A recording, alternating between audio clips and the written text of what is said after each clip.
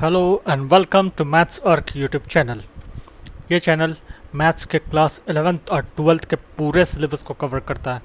यहाँ आपको जो ट्यूटोरियल्स मिलेंगे वो सीबीएसई के सिलेबस के ऊपर बेस्ड हैं और यहाँ आपको सब चैप्टर्स के वीडियोस मिल जाएंगे। Hence do subscribe to maths ark channel. आज का वीडियो क्लास 12th के रिलेशन एंड फंक्शंस चैप्टर पर बेस्ड है। ये फर्स्ट लेक्चर है इस टॉपिक पर, इसलिए आज हम रिलेशंस पर फोकस करेंगे। तो स्टार्ट करते हैं रिलेशन से। ये चीज़ें आपने रिलेशंस और फंक्शंस आपने इनिशियल चीज़ें जो है वो क्लास 11th में भी पढ़ रखी है, तो उसे हम फर्स्ट कंटिन्यूटी के लिए सबसे पहले हम उसे रिवाइज कर लेते हैं। ठीक है, तो आते हैं ऑर्डर्ड पेयर पे। ये सारी चीज़ें आपने पहले से पढ़ रखी है लेकिन फिर भी इसे रिवाइज कर लेते हैं। ऑर्डर्ड पेयर क्या होता है? ऑर्डर्ड पेयर होता है आपने दो सेट लिए और दोनों सेट के आपने कुछ अपने एलिमेंट्स जो हैं वो एक एक एलिमेंट दोनों जगह से निकाला, दोनों सेट से, और उसको एक साथ ग्रुप कर दिया, तो वो हमारा ऑर्डर्ड पेयर हो गया। जैसे कि एक एग्जांपल लेते हैं। ये हमारे पास दो सेट हैं ए और बी। सेट ए में ऐसा है कि सेट ए में दो कलर्स हैं और बी में तीन ऑब्जेक्ट्स हैं। ए में कलर कौन से हैं? मैरून और ब्लू। और बी में क्या क्या ऑब्जेक्ट्स हैं? शर्ट, ट्राउजर्स और कोट।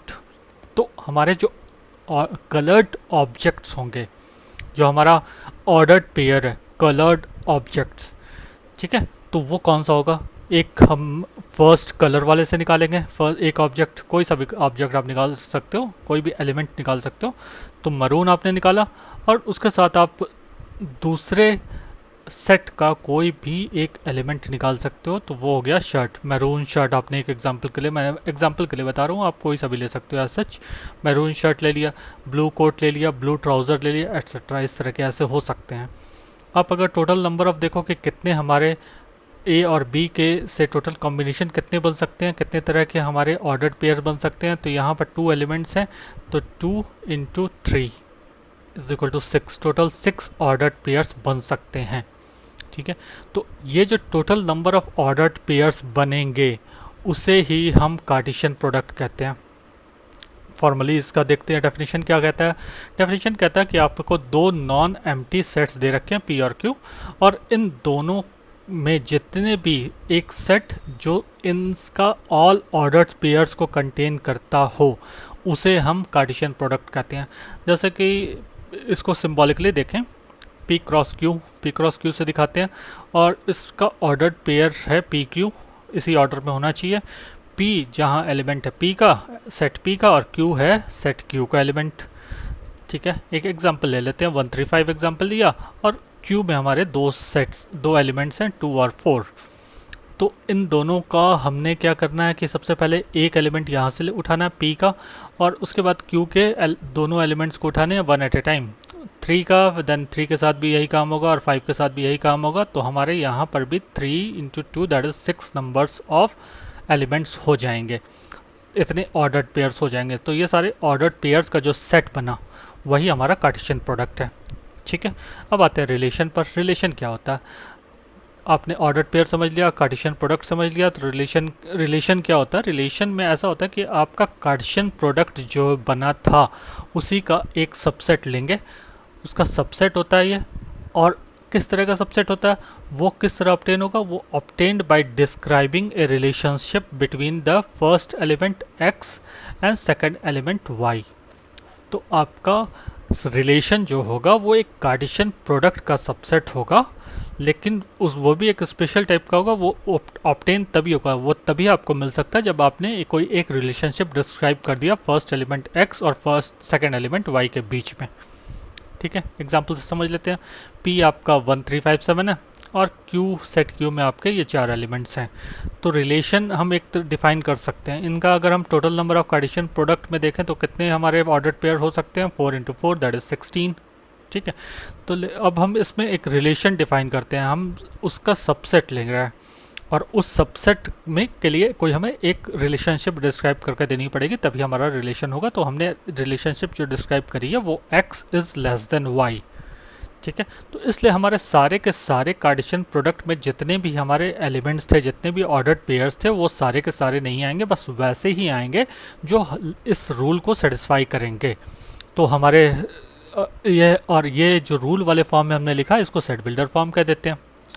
दूसरा तरीका हमारा होता है रोस्टर फॉर्म। रोस्टर फॉर्म में हम क्या करते हैं, वो सारे एलिमेंट्स को हम ऐसे लिख देते हैं। तो अगर हम रोस्टर फॉर्म में देखें तो सारे ऑर्डर्ड पेयर हमें दिख जाएंगे। तो ऑर्डर्ड पेयर कौन कौन से होंगे, सबसे पहले 1 हमने यहाँ से उठाया और 1 के साथ हमारा देखें तो 0 हमारा कॉम्बिनेशन बनेगा नहीं, क्योंकि 1 इज़ नॉट लेस देन 0। तो 1 लेस देन 2 है, 4 है, 6 है, तो ये तीनों हमने एलिमेंट उठा लिए 1 के साथ। ठीक है, फिर हमने 3 के साथ देखा, 3 के साथ 0 और 2 आएंगे नहीं, तो 3 के साथ हमारे 4 और 6 बन जाएंगे। अब 5 के साथ देखा तो 5 के साथ केवल एक 6 मेरा बनेगा, 7 के साथ कुछ भी बनेगा नहीं। तो ये इस तरह से हमने बना लिया और ये हमारा रिलेशन है। रिलेशन को दोनों तरीके से हमने डिस्क्राइब करके भी बता दिया। सेट बिल्डर फॉर्म ये रहा और ये रोस्टर फॉर्म ये रहा। अब इसको पिक्टोरियल रिप्रेजेंटेशन डायग्राम से भी देख लेते हैं किस तरह से हमने दिखाया।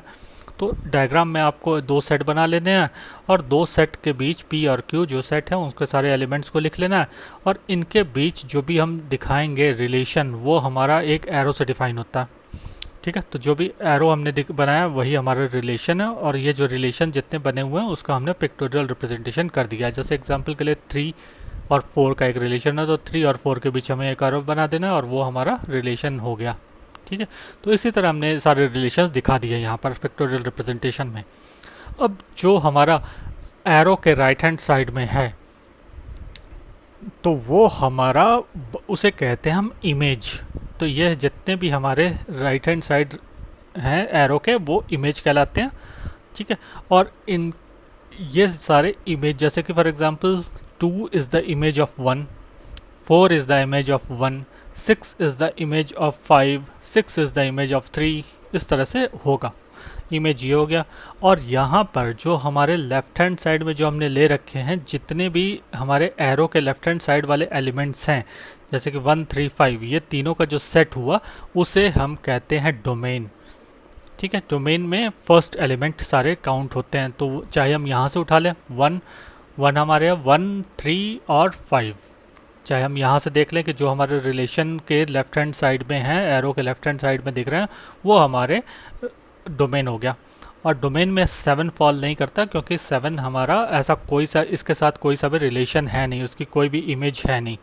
ठीक है, और इसके बाद हम आते हैं कोडोमेन पर। कोडोमेन तो ये पूरा का पूरा सेट हो गया। जो Q हमारा सेकंड सेट है वो हमारा कोडोमेन हो जाता है। तो 0, 2, 4, 6 जो है वो सेट जो है वो कोडोमेन का सेट हुआ। और इसमें सेट ऑफ इमेजेस जो हैं, सेट ऑफ इमेजेस है 2, 4 और 6। तो सेट ऑफ इमेजेस को हम कहते हैं रेंज। तो रेंज हमेशा हमारा कोडोमेन का सबसेट होता है। क्लियर है? ये चीज़ें फिर से रिवीजन वाली चीज़ें थी, कुछ ऐसा सच इसमें नया नहीं था। आगे चलते हैं। Trivial relation. तो ट्रिवियल रिलेशन में क्या आता है, पहला एम्प्टी रिलेशन। एम्प्टी रिलेशन कहता है कि आपका खुद से कोई रिलेशन ही ना हो। एक हमने सेट ए ले लिया और उसी को डोमेन और उसी को कोडोमेन बता रहे हैं, तो उसके बीच में कोई भी एलिमेंट आपस में रिलेटेड है ही नहीं, खुद से उनका कोई रिलेशन है ही नहीं। ठीक है, तो जैसे कि हमारा सेट ए ले लेते हैं। ए में हमारा 4 एलिमेंट है 1, 2, 3, 4। और उसके बाद हमने जो रूल डिफाइन किया है वो रूल ऐसा कहता है कि 2 एलिमेंट हमने सेट ए से 2 एलिमेंट हमने निकाले और दोनों के बीच का डिफरेंस जो है वो 10 के बराबर होना चाहिए। तो ऐसा कोई सा एलिमेंट आप ढूंढ सकते हो, कोई ऐसा पेयर आपको मिल सकता है क्या जो 10 से बड़ा हो, जिसका डिफरेंस, ऐसा तो कोई दिखेगा ही नहीं यहाँ पर। मैक्सिमम जो हो सकता है वो इनके बीच का डिफरेंस हो सकता है, इनके बीच का 4 - 1 दैट इज़ 3। तो वो 10 तो कभी हो ही नहीं सकता। तो इसलिए ऐसा इस रूल में कुछ भी हमारे हाथ नहीं आ रहा, कोई सा भी हम रिलेशन डिफाइन नहीं कर पा रहे, इसलिए इसे हम एम्प्टी रिलेशन कहते हैं और इसे हम फाई से डिनोट कर देते हैं। फाई इस तरह से डिनोट कर देते हैं। ठीक है, अब दूसरा आता है यूनिवर्सल रिलेशन। यहाँ पर आपका एम्प्टी रिलेशन था जहाँ किसी का भी किसी से कोई रिलेशन नहीं था, और यहाँ पर है कि हर एलिमेंट का हर दूसरे एलिमेंट से उस सेट के रिलेशन है ही है, तो उसे हम यूनिवर्सल रिलेशन कह देते हैं। जैसे एक सोसाइटी में हमारे कुछ लोग हैं, तो उन जितने भी घर हैं उनका सबका बहुत अच्छा कॉर्डियल रिलेशन है आपस में, तो वो हमारा एक तरह से यूनिवर्सल रिलेशन हम उसे कह सकते हैं। एनालॉजी दे रहा हूँ। ठीक है, अब हम एग्जांपल देख लेते हैं। एक रिलेशन हमारा डिफाइंड है ए और बी, और वो हमारा इस तरह का है कि a - b greater than equal to 0। A minus B का हमने मॉड निकाला और वो मॉड जो है वो ग्रेटर देन इक्वल टू 0 है। ठीक है, तो ऐसा हम कोई सा भी नंबर ले लें, ए बी में से हम कुछ भी ले लें, दोनों को हम, तो मिनिमम वैल्यू ए माइनस बी के मॉड की वैल्यू मिनिमम जो है वो 0 हो सकती है। 0 से नीचे तो वो जाएगा ही नहीं, क्योंकि लास्ट ऊपर यहाँ मॉड लिखा हुआ है। तो ए माइनस बी कुछ भी हो जाए, मान लेते हैं ए माइनस बी -4 निकल करके आया, तो -4 का मॉड जो होगा वो 4 हो जाएगा, तो ग्रेटर देन 0 है ही। और दोनों की अगर हम वैल्यू सेम ले लेते हैं तो a माइनस ए मान लेते हैं, तो वो हमारे 0 हो जाएगी। तो इस तरह का हम कोई भी हम एलिमेंट्स दो ले लें, वो इस रूल को सेटिस्फाई करेगी ही करेगी, इसलिए ये हमारा यूनिवर्सल रिलेशन हुआ। ठीक है, और इन दोनों रिलेशन को, एम्प्टी रिलेशन, यूनिवर्सल रिलेशन को, हम समटाइम्स इसको रेफ़र करते हैं ट्रिवियल रिलेशन बोलते हैं इनको। तो अगर आपसे कभी पूछा जाए ट्रिवियल रिलेशंस क्या होते हैं, तो आपको बोलना है कि empty relation and the universal relations को ही हम ट्रिवियल रिलेशन कहते हैं। और ट्रिवियल का ऐसा इंग्लिश में मीनिंग अगर देखें तो वो होता है नॉट सो इम्पॉर्टेंट। चलिए आगे चलते हैं। Type of relation. Types of relation जो है, ये टाइप्स ऑफ रिलेशन इम्पॉर्टेंट है इस रिलेशंस चैप्टर में, ये काफ़ी इंपॉर्टेंट पार्ट है, तो इसको अच्छे से समझते हैं। सबसे पहले हमारे टाइप्स ऑफ रिलेशन में आता है रिफ्लेक्सिव। तो रिफ्लेक्सिव कब कहते हैं कि जब हमारा ए का रिलेशन ए से है, खुद का खुद से रिलेशन हो हर एलिमेंट के लिए, हर एक एलिमेंट जो है सेट ए का, वो खुद का रिलेशन उसका खुद से है, तभी हम उसे रिफ्लेक्सिव कहेंगे। तो एग्जांपल के लिए जो हमने दे रखा है वो रिलेशन हमने इस तरह डिफाइन करा करो, ये रोस्टर फॉर्म है, ये रोस्टर फॉर्म है। तो इसमें से हम देखते हैं 1 का रिलेशन 1 से है, ठीक है, ये 1 का 1 से है। और अगर हम इस सेट में देखें तो 1 2 3 तीन एलिमेंट्स हैं, 1 का 1 से रिलेशन है, 2 का 2 से रिलेशन है, 3 का 3 से रिलेशन है। तो ठीक है, ये 3 एलिमेंट्स है, तीनों का खुद से रिलेशन है, रिलेशनशिप डिफाइंड किया हुआ है, इसलिए ये रिफ्लेक्सिव रिलेशन हुआ। बाकी हमें इन दोनों रिलेशंस भी हैं, एग्जिस्ट करते हैं, बट अदरवाइज इनको देखने की एज सच इसमें ज़रूरत नहीं है। रिफ्लेक्सिव के लिए इसकी कोई ज़रूरत नहीं है। रिफ्लेक्सिव के लिए हमें केवल ये 3 रिलेशन ही देखने चाहिए, ये और ये 3 रिलेशन हमें देखने चाहिए। पिक्टोरियल रिप्रेजेंटेशन में भी देखें तो ये इस तरह से ये डिफाइंड कर रखा है, इस तरह से डिनोट हम डिस्प्ले कर रहे हैं। तो ये 1 का 1 से रिलेशन है, 2 का 2 से है और 3 का 3 से है, तो ये रिफ्लेक्सिव रिलेशन हुआ। नेक्स्ट पे आते हैं सिमेट्रिक रिलेशनशिप। सिमेट्रिक रिलेशंस क्या होते हैं?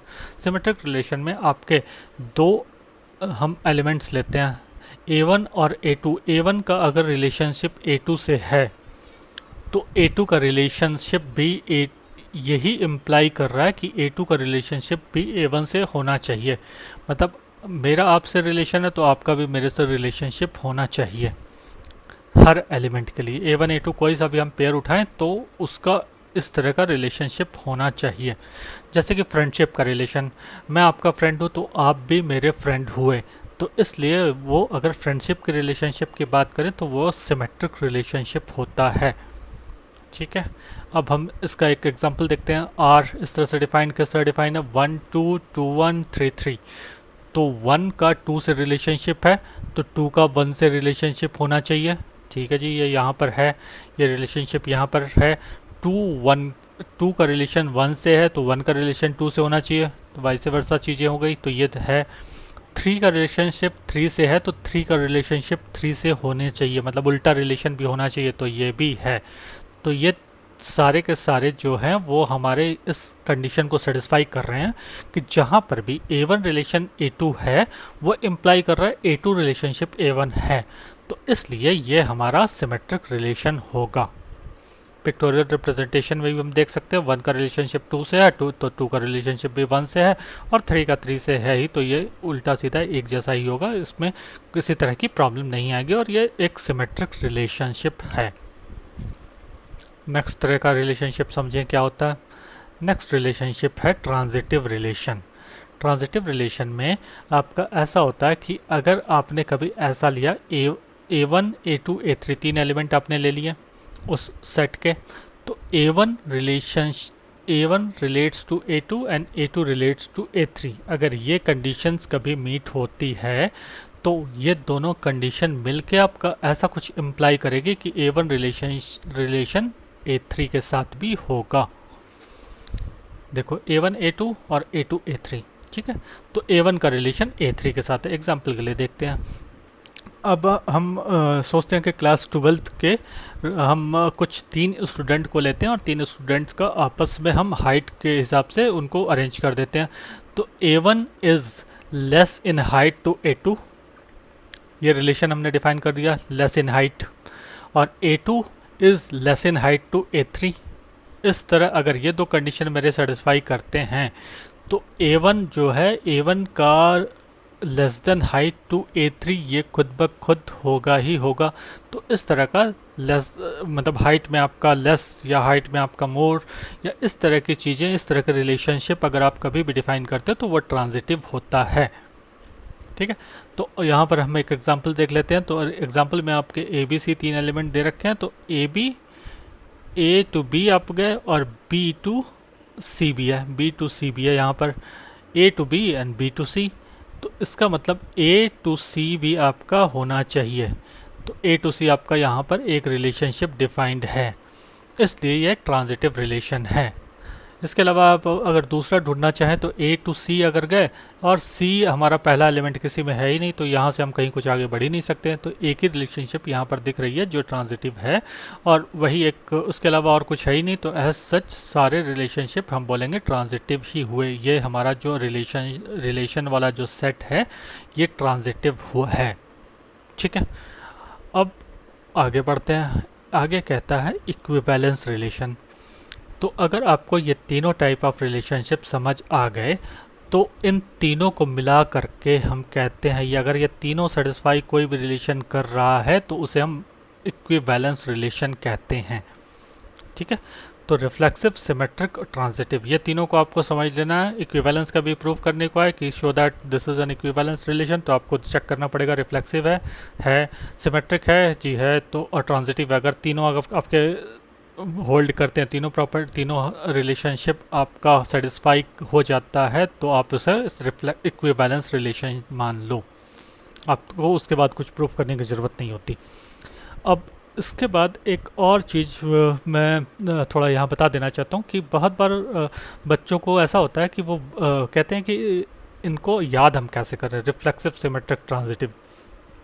तो एक तरीका मैं बताता हूँ जो मतलब मैं हमेशा यूज़ करता हूँ और ये मेरे लिए आसान रहता है।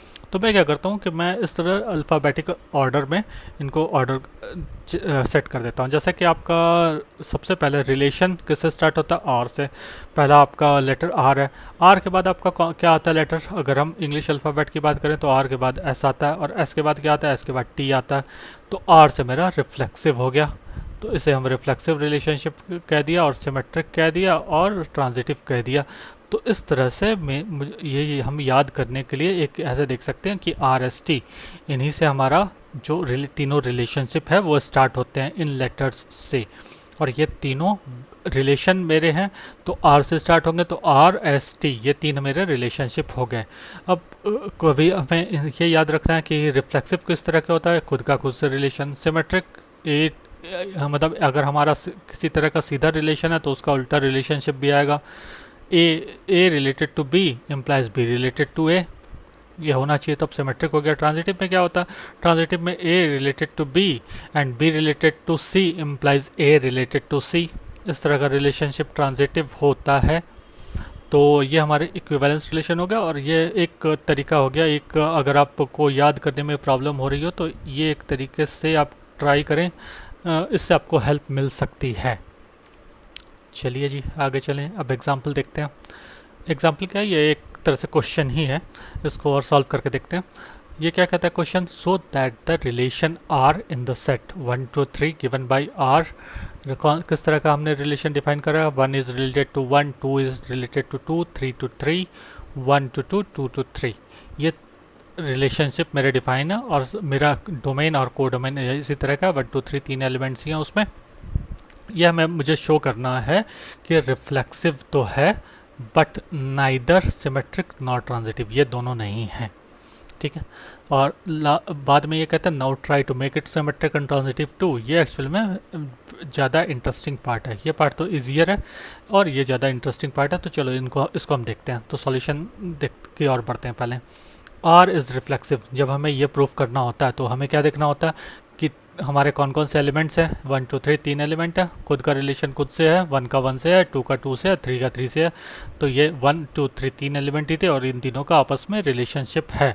1 का 1 से, 2 का 2 से और 3 का 3 से है रिलेशन, तो इसलिए रिफ्लेक्सिव हो गया। तो ये रिफ्लेक्सिव हमने प्रूफ कर दिया और यही कह रहा था रिफ्लेक्सिव है। अब सिमेट्रिक पे आते हैं। सिमेट्रिक क्या कहता है कि 1 का 1 से हुआ तो इसका मतलब उल्टा रिलेशन भी होना चाहिए, तो 1 का 1 से भी है, तो ये रिलेशनशिप दोनों तरह से उल्टा सीधा सिमेट्रिक, इस तरह के रिलेशन सिमेट्रिक होते ही हैं। खुद का खुद से रिलेशन वाले जो भी होते हैं वो सिमेट्रिक होते हैं। अब यहाँ पर देखते हैं 1 का 2 से है और 2 का 1 से होना चाहिए तभी वो सिमेट्रिक होगा। तो ऐसा कोई हमें 2 और 2 1 का कोई ऑर्डर्ड पेयर हमें मिला नहीं, इसलिए हम कह सकते हैं कि ये सिमेट्रिक नहीं है। तो 2 1 हमें मिला नहीं, तो इसलिए ये हमारा सिमेट्रिक नहीं होगा, सिमेट्रिक नहीं हुआ ये। ठीक है, तो ये भी हमने देख लिया। अब ट्रांजिटिव की ओर बढ़ते हैं। ट्रांजिटिव में हमारा क्या क्या है कि 1 से 2 में गए और 2 से 3 में गए, ये दो रिलेशनशिप आपका इम्प्लाई करता है 1 का रिलेशन 3 से भी होना चाहिए। तो 1 3 एक ऑर्डर्ड पेयर मुझे मिलना चाहिए था, तो वैसा कोई मुझे दिख नहीं रहा। 1 3 कोई भी ऑर्डर्ड पेयर है नहीं, इसलिए ये ट्रांजिटिव नहीं है। तो ये रिलेशन हमने प्रूव कर दिया कि ये रिफ्लेक्सिव है but neither symmetric not transitive. ये पहला पार्ट इसका क्लियर हो गया। अब नेक्स्ट पार्ट जो देखते हैं, तो ये पार्ट मेरे ख्याल से तो थोड़ा ईजियर साइड में था, तो ये पार्ट यहाँ तक हो गया। फर्स्ट पार्ट आपने क्लियर कर लिया। अब नेक्स्ट पार्ट जो है, now try to make it symmetric and transitive too. ये पार्ट ज़्यादा इंटरेस्टिंग है और इसको हमें अच्छे से समझना चाहिए। ठीक है, तो अब सबसे पहले हम देखते हैं, रिफ्लेक्सिव तो पहले से था तो इसमें हमें कुछ और करने की ज़रूरत नहीं है। अब सिमेट्रिक बनाने की पहले कोशिश करते हैं। तो सिमेट्रिक बनाने के लिए हमें क्या करना पड़ेगा, 1 2 दिया हुआ तो 2 1 ऐड कर दो, 2 1 हमने ऐड कर दिया। 2 3 दिया हुआ है तो 3 2 ऐड कर दो। ठीक है जी, वो दोनों ऐड कर दिया। अब ये दोनों को ऐड करके हमारा क्या बन गया, हमने पहले के जितने भी एलिमेंट्स थे वो सबके सब एज सच ऑर्डर्ड पेयर उठा करके यहाँ डाल दिए। उसके बाद 2 1 और 3 2 ये दोनों भी हमने डाल दिया। अब मेरा ये जो रिलेशन है ये रिफ्लेक्सिव भी हो गया, सिमेट्रिक भी हो गया। ठीक है, अब ट्रांजिटिव की ओर बढ़ेंगे। अब ट्रांजिटिविटी में देखते हैं क्या होता है ये। अब ट्रांजिटिव करने के लिए हमने क्या देखना है कि 1 to 2 2 to 3 यानी कि 1 to 3 एक रिलेशन ये बनना चाहिए था। ठीक है, तो ये रिलेशनशिप में हमने ऐड कर दिया 1 to 3। और उसके बाद अगर हम देखें कोई और में ऐसा है क्या, तो 2 1 और 1 2, तो 2 to 2 2 2 ऑलरेडी एग्जिस्ट करता है, तो इस तरह का और कोई हमें दिखा नहीं। आप एक बार और अच्छे से भी खुद भी अपने सभी सब रिलेशन के साथ चेक कर सकते हैं। तो इसके साथ हमने देखा कि हमने 1 3 जो हमने रिलेशनशिप देखा ये वाला, ये हमने ऐड कर दिया ट्रांजिटिव में, और ये हमारा इसको भी हम ऐड कर देंगे। ठीक है, इसको एक ऑर्डर्ड पेयर और ऐड करेंगे इस रिलेशनशिप में। अब ये हमने 1 3 ऐड किया तो इसका सिमेट्रिक पार्ट भी तो ये ऐड करना होगा, क्योंकि अब ये ट्रांजिटिव हो जाएगा, लेकिन यहाँ सिमेट्रिसिटी यहाँ मिसिंग है। तो उस सिमेट्रिसिटी को बरकरार रखने के लिए हमें 3 1 वाला ऑर्डर्ड पेयर भी इसमें ऐड करना पड़ेगा। ठीक है, तो ये जो हमारा यहाँ तक जो हम पहुँचे थे उसमें रिफ्लेक्सिव और सिमेट्रिक था। अब हमें ट्रांजिटिव वाले भी रिलेशन ऐड करने पड़ेंगे। तो ये हमने 1 3 ट्रांजिटिव के लिए ऐड किया और उसी का सिमेट्रिक वाला पार्ट 3 1 ऐड कर लिया। तो इस तरह से अब ये रिलेशनशिप मेरा जो बना है ये रिफ्लेक्सिव भी है, रिफ्लेक्सिव तो ऑलरेडी था, सिमेट्रिक भी है, क्योंकि अब हम देख ले 1 2 तो 2 1 मिल रहा है, 2 3 तो 3 2 मुझे मिल रहा है, 1 3 तो 3 1 मिल रहा है, 2 1 तो 1 2 मिल रहा है, और सारे के सारे मेरे सिमेट्रिक हो गए और ट्रांजिटिव भी हैं, क्योंकि 1 2 2 3 तो 1 3 मिल ही रहा है, 1 3 मिल रहा है, 2 1 और फिर 1 2 तो 2 2 भी मिल रहा है, 2 1 से 1 1 पे जा सकते हैं तो 2 1 भी है ही। अब हम देखें और कोई सा 3 2 से 2 2 पे गए तो भी हमारा 3 2 बनेगा। तो वो सारे हमारे रिलेशनशिप जितने भी हमने देखे वो सारे के सारे ट्रांजिटिव भी मिल रहे हैं। तो ये हमारा इस तरह से हमने ये जो रिलेशन फाइनल बनाया है ये मेरा reflexive, symmetric as well as transitive तीनों ही होंगे, इसलिए इसे हम इक्विवेलेंस रिलेशन भी कह सकते हैं। ठीक है, ये इक्विवेलेंस रिलेशन भी हुआ है। तो इसके बाद हम आगे बढ़ते हैं कुछ और क्वेश्चंस के साथ। तो पहला क्वेश्चन ये है, ये कहता है, ये CBSE 2020 में आया हुआ है, A relation in a set is called dash relation if each element of A is related to itself. तो ऐसा कौन सा रिलेशन होता है जो खुद का खुद से रिलेशनशिप होता है, जिसमें वो होता है रिफ्लेक्सिव। तो इसका आंसर हो गया रिफ्लेक्सिव। ठीक है, अब आगे चलते हैं आप दूसरे क्वेश्चन की ओर। दूसरा क्वेश्चन क्या कहता है, show that the relations R on are.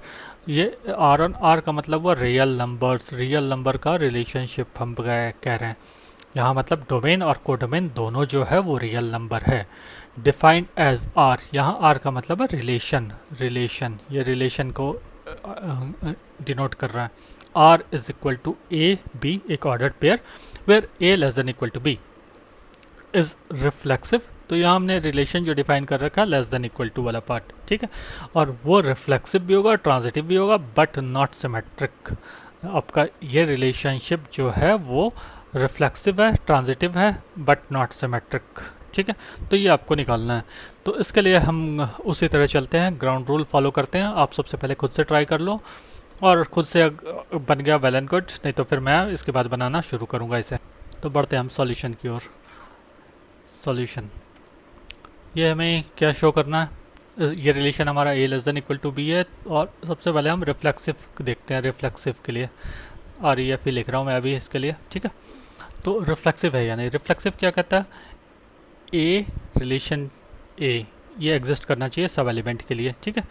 तो इसका क्या मतलब हुआ, a और यहाँ रिलेशनशिप क्या है, less than equal to, a less than equal to a, दोनों साइड a होगा, a का खुद से रिलेशनशिप है, तो ये क्या होगा ऐसा, क्योंकि यहाँ इक्वल टू का साइन भी है, इसलिए ये डेफिनेटली होगा ही होगा, चाहे हम कुछ भी एलिमेंट ले लें। For all a element of r, real number का हम कोई भी नंबर ले लें, a less than equal to a हम हमेशा कह सकते हैं, इसलिए यह रिफ्लेक्सिव होगा, ठीक है। अब नेक्स्ट पे आते हैं, सिमेट्रिक पे। सिमेट्रिक क्या कहता है, सिमेट्रिक में कहता है a relation b implies b relation a, ठीक है। तो इस तरह से हम रिलेशन का देखें, रिलेशन यहाँ किस तरह डिफाइन है, a less than equal to b implies b less than equal to a for all a b element of r। a less than equal to b, अगर a का हम कुछ वैल्यू लेते हैं और b का कुछ वैल्यू लेते हैं, a मान लिया मैंने 1 ले लिया और यहाँ पर 8 ले लिया, तो ये क्या इम्प्लाई करेगा, 8 लेस देन इक्वल टू 1, बिल्कुल नहीं, कभी नहीं करेगा। तो यहाँ आपने देख लिया कि कुछ हमारे कॉन्ट्राडिक्शन मिल गया, ये होल्ड नहीं करेगा, इसलिए ये सिमेट्रिक नहीं होगा। तो अभी तक हमने देखा रिफ्लेक्सिव मिल गया, सिमेट्रिक नहीं था। अब ट्रांजिटिव पे आते हैं, ट्रांजिटिव, ठीक है।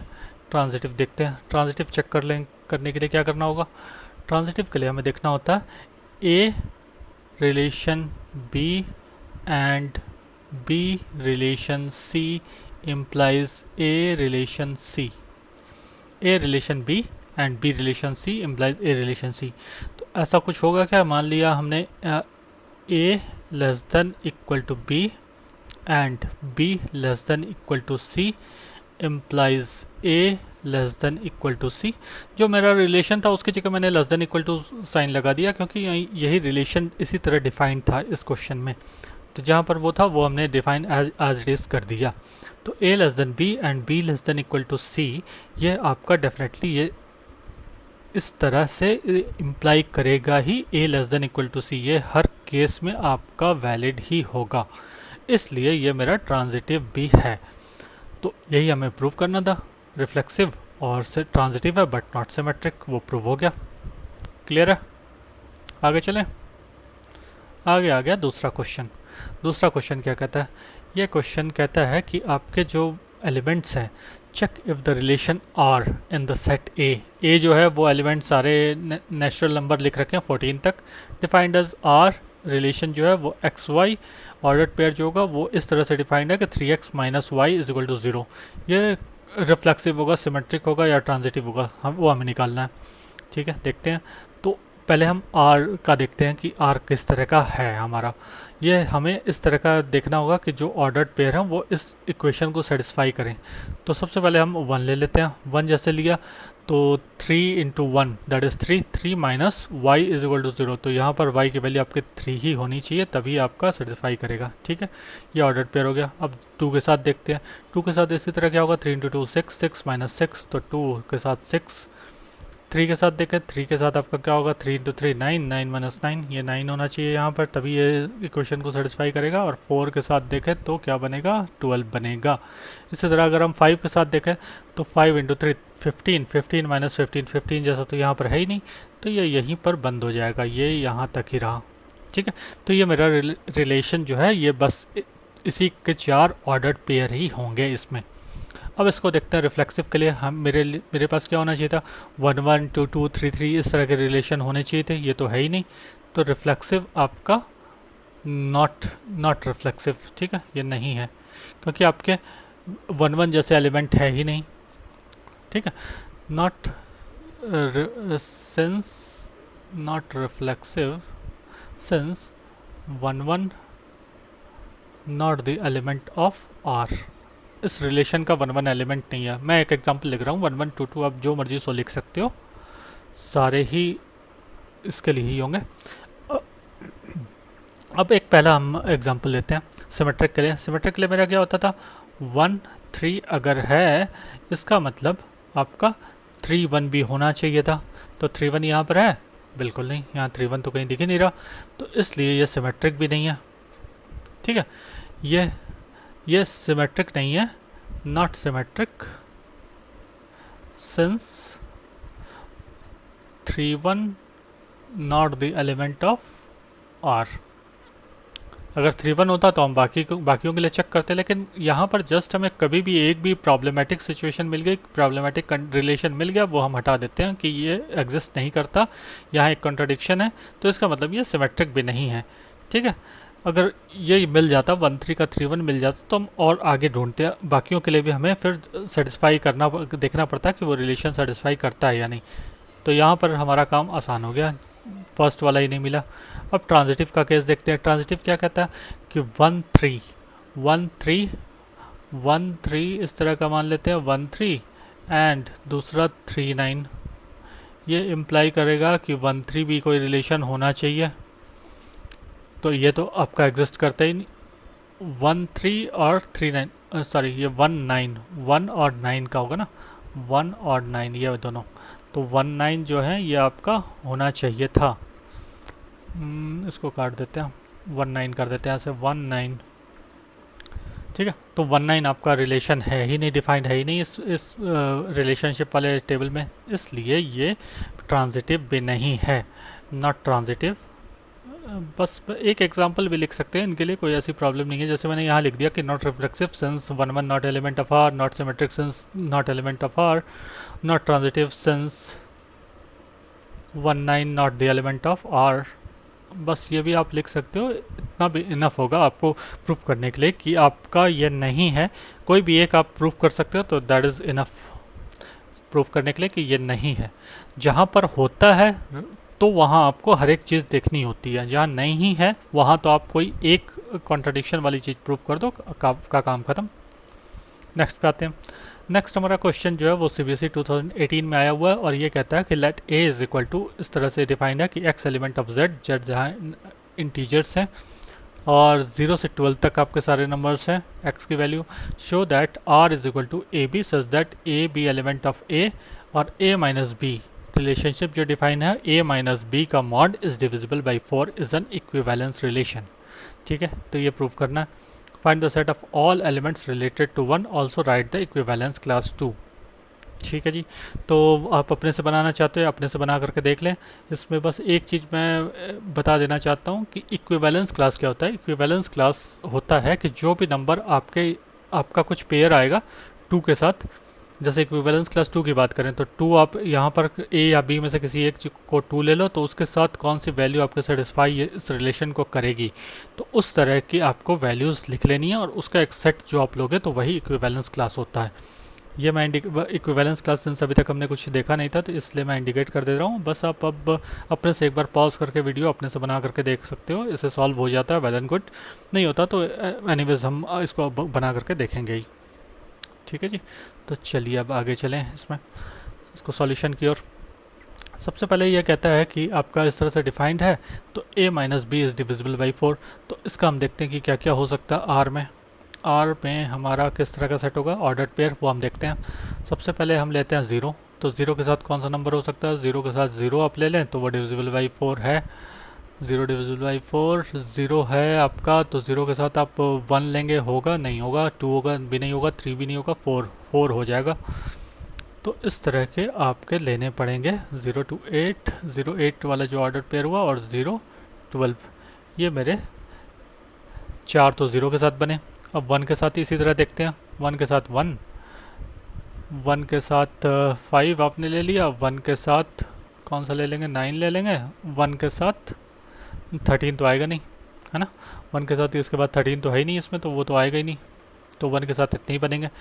2 के साथ इसी तरह आप ले सकते हो, 2 के साथ भी बना ही लेते हैं, 2 के साथ 2, क्योंकि 1 और 2 पर तो आगे भी क्वेश्चन है, इसलिए उसे बना लेना अच्छा है।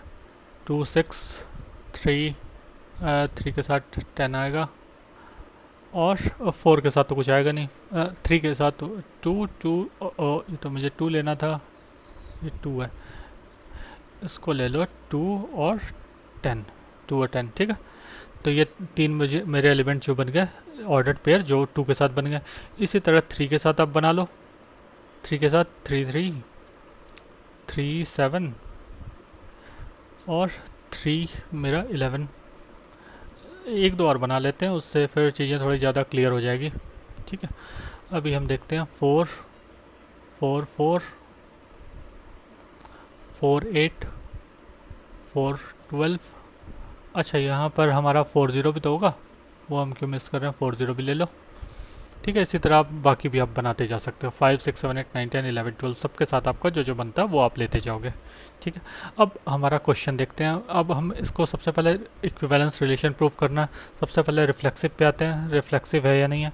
रिफ्लेक्सिव में देखना क्या होता है हमें, ए रिलेशनशिप ए, तो 0 0 1 1 2 2, हम कोई सा भी दो नंबर ले लें, उन दोनों का अगर हम डिफरेंस देखेंगे वो 0 आता है, 0 डिविजिबल बाई 4 होता है, तो रिफ्लेक्सिव है, ठीक है। सिमेट्रिक में आते हैं, सिमेट्रिक में क्या कहता है, सिमेट्रिक में कहता है कि आपका कोई सा भी A relationship B implies B relationship A, तो ऐसा है क्या, तो हम देखते हैं 0 रिलेशनशिप 4 के साथ है, तो 4 0 भी होना चाहिए, तो ये 0 4 है, तो यहाँ पर 4 0 भी हमें दिख रहा है, ये है, ऑफ कोर्स है, तो इसलिए ये सिमेट्रिक अभी तक दिखा। चलो एक दो और एग्जांपल चेक कर लेते हैं।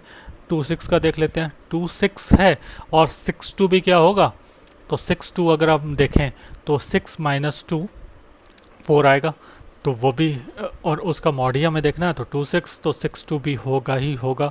तो इस तरह ये हमें दिख रहा है कि ये जो भी रिलेशनशिप हम ले लें उन सब का हमें दिख रहा है। एक और एग्जांपल ले लेते हैं, 3 11 का ले लेते हैं, तो 3 11, तो 3 माइनस 11 कितना हुआ, -8, तो -8 का मॉड निकाला तो 8 आ गया, तो 8 डिविजिबल बाई 4 है। उसी तरह 11 माइनस 3 अगर हम देखें तो वो पॉजिटिव में 8 आएगा, और वो भी डिविजिबल बाई 4 है, तो इसका मतलब सिमेट्रिक है। 3 11 एग्जिस्ट करता है, तो 11 3 भी एग्जिस्ट करेगा ही। तो ये हमारा सिमेट्रिसिटी हमने प्रूव कर ली। अब ट्रांजिटिविटी पे आते हैं, ट्रांजिटिव है या नहीं। ट्रांजिटिव का हम केस देखें तो फिर वो क्या समझ आता है, कोई एक एग्जांपल ले लेते हैं। जैसे हम देखते हैं 0 4 और 4 8 हमने ले लिया, 0 4 4 8 ये दोनों मिला कर 0 8 बने। 0 8 क्या है इसमें, ऑफ कोर्स 0 8 भी है यहाँ पर, तो इसका मतलब ये हमारा ट्रांजिटिव भी है। अब हम एक दो और एग्जांपल चेक कर लेते हैं, जिससे कि हमारी चीज़ें थोड़ी सी क्लियर हो जाए। ट्रांजिटिव के लिए तो सबके लिए चेक करना होता है, बट आप थोड़ा सा आप ऐसे भी अंदाज भी लगा सकते हो, उससे भी चीज़ें क्लियर हो सकती है। तो 1 5 और 5 के साथ कौन कौन से हो सकते हैं, 5 के साथ हमारे 9 होगा, तो 1 5 और 5 9, तो 1 9 ऑफ कोर्स यहाँ पर एलिमेंट है इसका।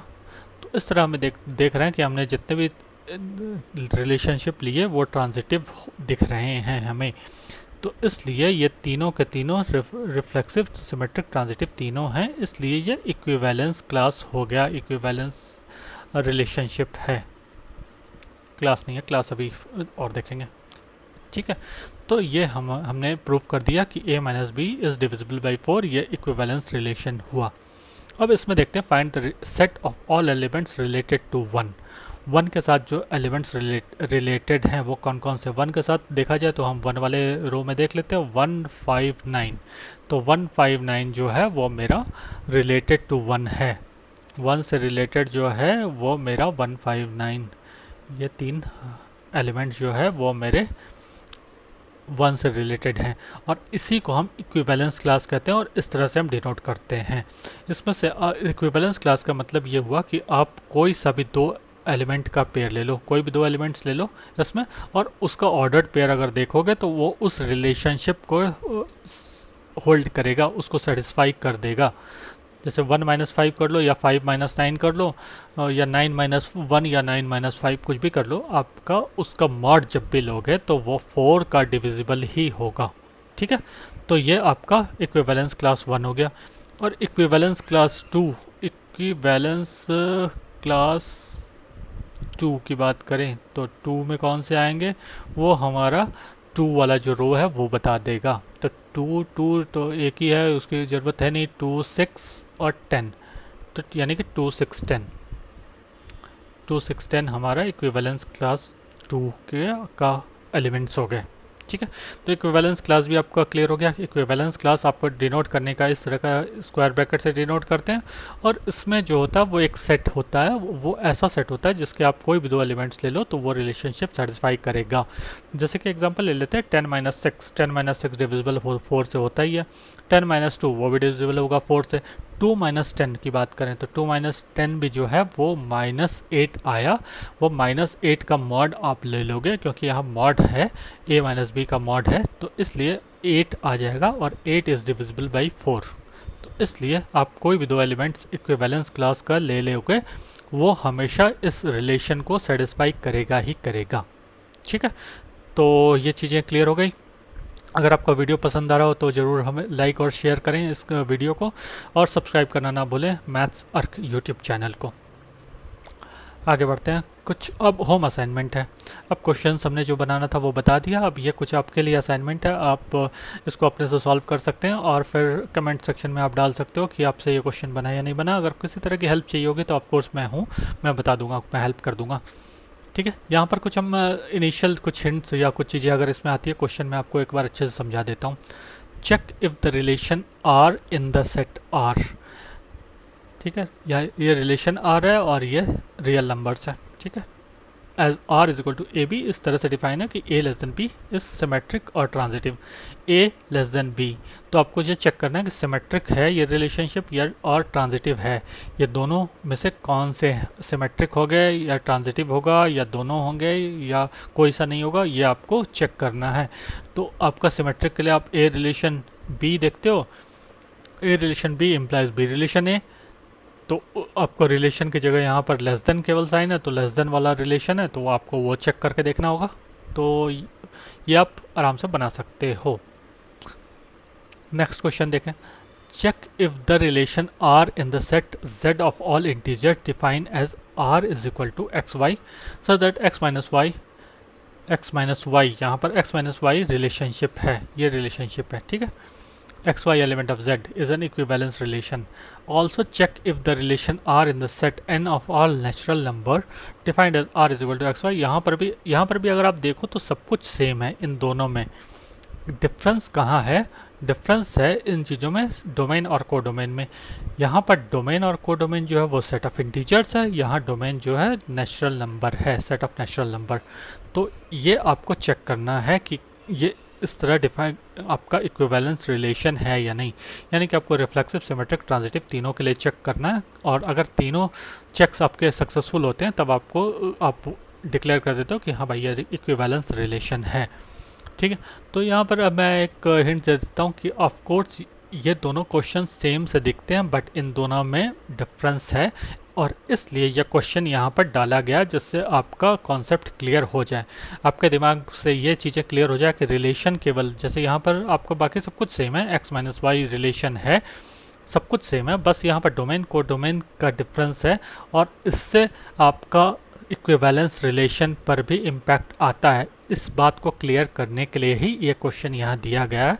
तो इसमें आपका ये डिफरेंस आएगा ही, एक अगर इक्विवेलेंस रिलेशन है तो दूसरा नहीं होगा, कुछ यहाँ पर इस तरह के कंडीशन ही आएंगे।